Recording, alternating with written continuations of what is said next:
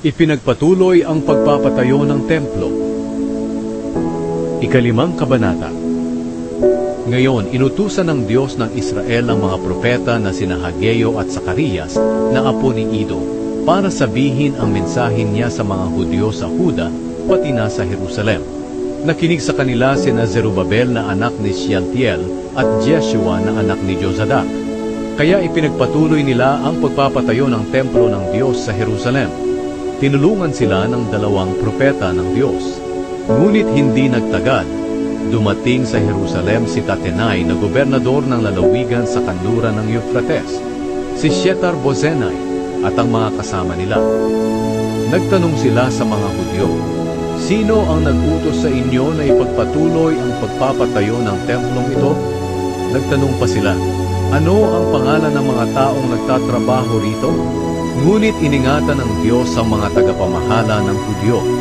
Kaya nagpasya sina Tatenai, Shethar-Bozenai at ang kanilang kasamang mga opisyal ng lalawigan sa kanluran ng Euphrates na hindi muna nila ipapatigil ang pagpapatayo ng templo hanggang sa maipaalam nila ang tungkol dito kay Haring Darius at makatanggap ng kanyang sagot. Ito ang nilalaman ng sulat na ipinadala nila kay Haring Darius. "Mahal na Haring Darius, naway nasa mabuti po kayong kalagayan. Ipinapaalam po namin, mahal na hari, na pumunta kami sa lalawigan ng Huda, doon sa pinagtatayuan ng templo ng makapangyarihang Diyos. Malalaking bato ang ginagamit sa pagpapatayo ng templo, at ang mga pader nito ay nilagyan ng mga troso upang tumibay. Ginagawa po nila ito ng may kasipagan, kaya mabilis ang pagpapatayo nito.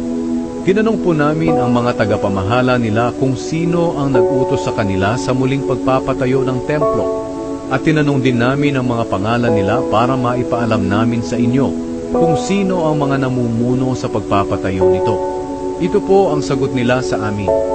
Mga lingkod kami ng Diyos ng langit at lupa, at muli naming ipinapatayo ang templo na itinayo noon ng isang makapangyarihang hari ng Israel.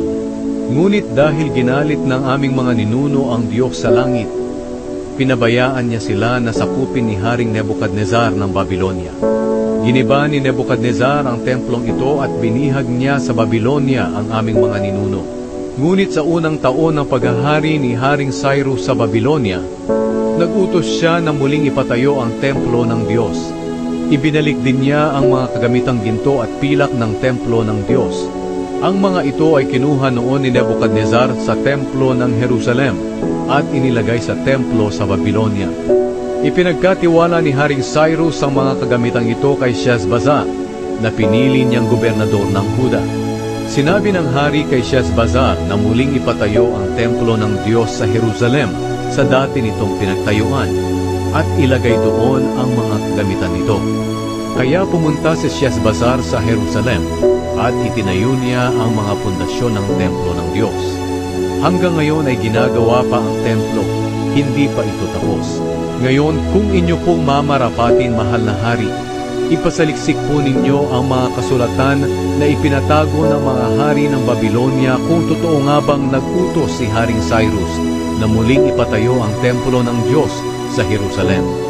At agad niyo pong ipaalam sa amin kung ano ang inyong pasya tungkol dito.